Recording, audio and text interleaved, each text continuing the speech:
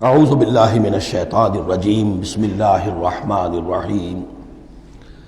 ابھی سورہ مبارکہ کا وہ رکوع ہم پڑھ رہے ہیں کہ جو آج کے حالات میں اہم ترین ہے،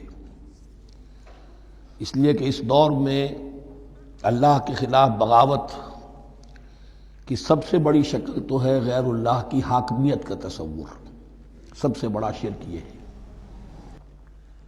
نفسیاتی اعتبار سے سب سے بڑا شرک، مادے پر توکل، بتوں سے تجھ کو امید خدا سے نو امیدی، مجھے بتا تو صحیح اور کافری کیا ہے۔ لیکن یہ نفسیاتی اور داخلی بات ہے۔ خارجی اور واقعاتی دنیا میں سب سے بڑا شرک اس وقت وہ غیر اللہ کی حاکمیت، جو اب عوامی شکل اختیار کر گئی، عوامی حاکمیت۔ اور اس کے بعد اس وقت کے گناہوں میں، بدعملی میں سب سے بڑا فساد جو ہے وہ سود کی بنیاد پر ہے۔ سب سے بڑا فتنہ، سب سے بڑا فساد دنیا میں جو اس وقت سب سے بڑی شیطنت ہے، جو یہودیوں کے ذریعے سے پورے گلوب کو اپنی گرفت میں لینے کے لیے بےتاب ہے، وہ یہی ہے جو سود کا ہتھ کنڈا ہے، اس کی حرمت۔ یہاں ایک سوال میرے ذہن میں کبھی کبھی پیدا ہوتا تھا کہ یہ جو پہلی آیت ہے اس کا تعلق تو انفاق فی سبیل اللہ کے ساتھ ہے، اسے پچھلے رکوع کے ساتھ شامل ہونا چاہیے تھا، لیکن بعد میں یہ حقیقت مجھ پر منکشف ہوئی کہ بڑی حکمت کے ساتھ اس آیت کو اس رکوع کے ساتھ شامل کیا گیا ہے۔ وہ حکمت میں بعد میں بیان کروں گا۔ الذین ینفقون اموالہم باللیل والنہار، وہ لوگ کہ جو اپنا مال خرچ کرتے رہتے ہیں رات کو بھی دن میں بھی، سرًا وعلانیۃً، خفیہ طور پر بھی اعلانیہ بھی، صدقات واجبہ اعلانیہ، صدقات نافلہ خفیہ، انفاق فی سبیل اللہ خفیہ۔ فَلَهُمْ أَجْرُهُمْ عِنْدَ رَبِّهِمْ وَلَا خَوْفٌ عَلَيْهِمْ وَلَا هُمْ يَحْزَنُونَ، ان کے لیے ان کا اجر محفوظ ہے ان کے رب کے پاس، نہ ان پر کوئی خوف طاری ہوگا اور نہ ہی وہ کسی حزن سے دوچار ہوں گے۔ الَّذِينَ يَأْكُلُونَ الرِّبَا، اب ربا کا مسئلہ شروع ہو رہا ہے، جو سود کھاتے ہیں۔ وجہ کیا ہے؟ اصل مسئلہ ہے اس سرپلس ویلیو کا۔ آپ کا کوئی شغل ہے، آپ کی ملازمت ہے، آپ کما رہے ہیں، آپ کا خرچ پورا ہو رہا ہے، کچھ بچت بھی ہو رہی ہے۔ اب اس بچت کا اصل مصرف کیا ہے؟ یسألونک ماذا ينفقون قل العفو، اصل راستہ تو یہ ہے کہ اس کو دے دو اللہ کی راہ میں، یا محتاجوں کو یا اللہ کے دین کو۔ لیکن اب جو سود خورانہ ذہنیت ہے وہ یہ کہ اس بچت کو بھی مزید کمائی کا ذریعہ بناؤ، یہ سود خورانہ ذہنیت ہے۔ لہذا اصل میں سود خوری انفاق کا کی ضد ہے، اور یہ عقدہ مجھ پر کھلا جبکہ القرآن یفسر بعضہ بعضا، اس اصول کے تحت جب سورہ روم کی آیات کا میں نے مطالعہ کیا، وہاں یہی شکل آپ کو نظر آئے گی کہ ان دونوں کو مقابلے میں لایا گیا ہے، اللہ کی رضا جوئی کے لیے انفاق اور ربا، سود پر رقم دینا۔ وما آتیتم من ربا لیربو فی اموال الناس فلا یربو عند اللہ، جو کچھ تم دیتے ہو سود پر کہ وہ بڑھے لوگوں کے مال میں، محنت وہ کر رہا ہے اور آپ اس کی کمائی میں سے آپ وصول کر رہے ہیں اپنے اس سرمایہ کی وجہ سے۔ تو یہ گویا کہ آپ کا مال اس کے مال میں اس کی محنت سے بڑھ رہا ہے۔ الذی ما آتیتم من ربا لیربو فی اموال الناس فلا یربو عند اللہ، اللہ کے ہاں بڑھوتری نہیں ہوتی۔ وما آتیتم من زکوۃ تریدون وجہ اللہ فاولئک ھم المضعفون، اور وہ جو تم زکوٰۃ اور صدقات میں دے دیتے ہو اللہ کی رضا جوئی کے لیے، تو وہ ہیں جو دوہرے چوہرے کر رہے ہیں، ان کا مال بڑھ رہا ہے، اس کی بڑھوتری ہو رہی ہے۔ تو انفاق فی سبیل اللہ، صدقات، زکوٰۃ، اس کے بالمقابل، اس کے برعکس ہے اپنی اس بچت کے مال کو، اور آپ کو معلوم ہے آج کی بینکنگ سسٹم کا سب سے زیادہ زور بچت کی اسکیم، اور یہ سب کا سب جو ہے در حقیقت saving bank, saving account, save کرو، لیکن سیو کرو مزید کمانے کے لیے۔ سیو جو ہے اس لیے نہیں ہے کہ اپنا پیٹ کاٹو اور غرباء کو دو، اپنا سٹینڈرڈ آف لیونگ کم کرو اور اللہ کے دین کے لیے خرچ کرو، یہ نہیں، بلکہ اس لیے کہ وہ جو تم بچاؤ وہ ہمیں دو، تاکہ وہ ہم سود پر زیادہ رقم، زیادہ شرح سود پر دوسروں کو دے اور تھوڑا شرح سود تمہیں دے دے۔ اب اس کے برعکس الذین یاکلون الربا، جو لوگ سود کھاتے ہیں، لا یقومون الا کما یقوم الذی یتخبطہ الشیطان من المس، وہ نہیں کھڑے ہوتے مگر ان کی طرح سے کہ جن کو شیطان نے مخبوط الحواس بنا دیا ہو چھو کر، یہاں عام طور پر یہ سمجھا گیا کہ یہ قیامت کے دن کا نقشہ ہے، یہ قیامت کے دن کا نقشہ تو ہوگا ہی، اس دنیا میں بھی سود خوروں کا حال یہی ہے۔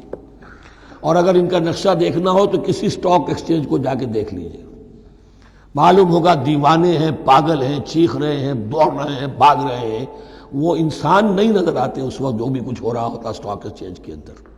مخبوط الحواس انسان جو ہے وہ ہو جاتا ہے، یہ سود خوری کی وجہ سے۔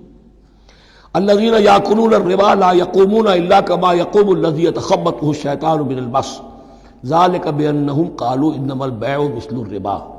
اور ان کے سب سے بڑھ کر مخبوط الحواس ہونے کا مظہر یہ ہے، یہ اس لیے کہ وہ کہتے ہیں کہ بیع بھی تو ربا کی طرح ہے، بیع بھی تو سود ہے۔ میں نے 100 روپے کا مال خریدا، 110 میں بیچ دیا، 10 بچ گئے، یہ ربا ہے، ربا جائز ہے۔ 100 روپے کسی کو دیے اور 110 لیے، یہ سود ہو گیا۔ بھائی کیوں ہو گیا؟ 100 روپے کی شے دے دی، یہ 100 روپیہ دے دیا، کیا فرق پڑا؟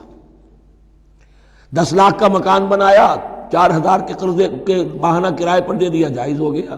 10 لاکھ کسی کو دیا اور اس سے 4000 روپیہ مہینہ دینا شروع کیا، یہ سود ہو گیا، حرام ہو گیا۔ عقلی طور پر یہ باتیں ہیں کہ جو سود کے حامیوں کی طرف سے کہی جاتی ہیں۔ انما البیع مثل الربا، بیع میں بھی جو نفع ہوتا ہے، ربح اور ربا، یہ میں اس وقت بیان کر چکا ہوں سورہ بقرہ کے دوسرے رکوع کے ضمن میں۔ تو یہ جان لیجئے کہ اس ظاہری سی مناسبت کی وجہ سے ان کا مخبوط الحواس لوگ جو ہیں وہ اس دونوں کے اندر کوئی فرق محسوس نہیں کرتے۔ یہاں اللہ تعالیٰ نے ان کے قول کا عقلی جواب نہیں دیا، بلکہ جواب کیا دیا؟ احل اللہ البیع وحرم الربا۔ اللہ نے بیع کو حلال قرار دیا ہے اور ربا کو حرام قرار دیا ہے۔ اب تم بات یہ کرو، اللہ کو مانتے ہو یا نہیں؟ رسول کو مانتے ہو یا نہیں؟ قرآن کو مانتے ہو کہ نہیں؟ یا اپنی عقل کو مانتے ہو؟ اگر تم مسلمان ہو، اگر تم مومن ہو تو اللہ کا حکم جو وہ فرمائے، نہ صرف اللہ کا، جو رسول کہے، ما آتاکم الرسول فخذوہ وما نہاکم عنہ فانتہوا، جو کچھ رسول تمہیں دے لے لو، اور جس چیز سے روک دے رک جاؤ۔ یہ تو شریعت کا معاملہ ہے۔ ویسے اس میں جو فرق واقع ہوتا ہے وہ یہ ہے کہ ایک ہے فلوئڈ منی، فلوئڈ کیپٹل، ایک ہے فکسڈ کیپٹل۔ مکان 10 لاکھ کا ہے، لیکن مکان سے جو شخص رہ رہا فائدہ کیا اٹھائے گا؟ 1 مہینے رہے گا نا، بس اس کا بدل آپ نے لے لیا۔ 10 لاکھ روپے کسی کو نقد دے دیے، وہ کسی کام میں لگائے گا، 12 لاکھ بھی بن سکتے ہیں، 15 بھی لگ سکتے ہیں، 8 بھی رہ سکتے ہیں۔ اس میں آپ نے فکسڈ اگر لیا تو یہ حرام ہے۔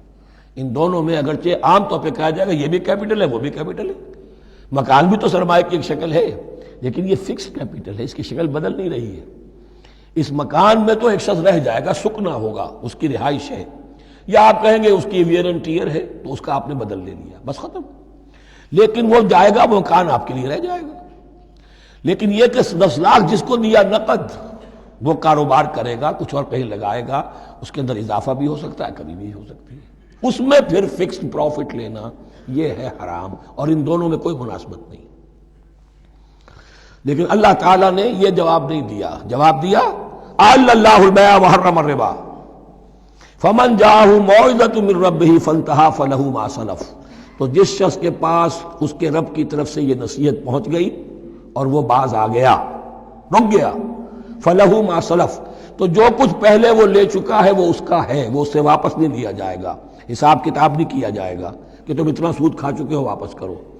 لیکن اس کا یہ مطلب بھی نہیں کہ اس کا کوئی گناہ ان پر نہیں ہوگا، وَأَمْرُهُ إِلَى اللَّهِ، اللہ کے حوالے رہے گا، معلق رہے گا۔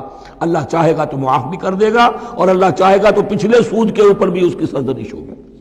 أَمْرُهُ إِلَى اللَّهِ وَمَنْ عَادَ، لیکن اس نصیحت کے آنے کے بعد بھی جس نے دوبارہ یہ حرکت کی، فَأُولَٰئِكَ أَصْحَابُ النَّارِ هُمْ فِيهَا خَالِدُونَ، تو یہ جہنمی ہے اور اس میں ہمیشہ ہمیشہ رہے گا۔ يَمْحَقُ اللَّهُ الرِّبَا وَيُرْبِي الصَّدَقَاتِ، اللہ تعالیٰ ربا کو مٹاتا ہے، دباتا ہے۔ اور ہمارے زمانے میں شیخ محمود احمد مرحوم نے ایک کتاب لکھی ہے مین اینڈ منی، اس میں ثابت کیا ہے جہاں جو یہ سود کا معاملہ چلتا ہے 3 چیزیں ساتھ ساتھ بڑھتی چلی جاتی ہیں۔ جتنا سود بڑھے گا ان امپلائمنٹ بڑھے گی، انفلیشن بڑھے گی، نتیجے میں انٹرسٹ ریٹ بڑھے گا۔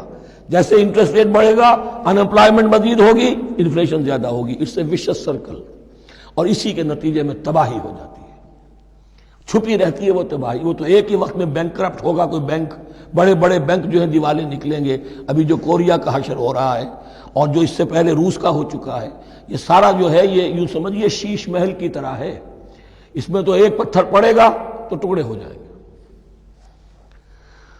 ومن عاد فاولئک اصحاب النار هم فیہا خالدون یمحق اللہ الربا ویربی الصدقات۔ اللہ تعالیٰ پالتا ہے، صدقات کو پالتا ہے، بڑھاتا ہے اللہ کے ہاں۔ وہ آیت میں سنا چکا ہوں آپ کو، سورہ روم کی 39ویں آیت ہے یہ، وما آتیتم من ربا لیربو فی اموال الناس فلا یربو عند اللہ وما آتیتم من زکاۃ تریدون وجہ اللہ فاولئک هم المضعفون۔ واللہ لا یحب کل کفار اثیم، اور اللہ کو ہرگز پسند نہیں ہے وہ سب کہ جو ناشکرے ہیں اور گناہگار ہیں۔ صدق اللہ العظیم۔